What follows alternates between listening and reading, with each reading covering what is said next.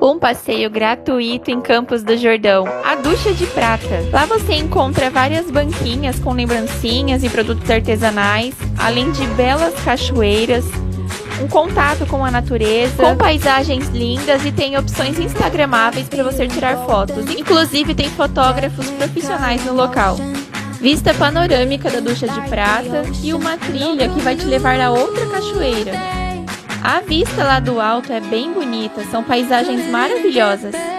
Se você gosta de viajar e conhecer lugares novos e com ótimo custo-benefício, me acompanhe para mais.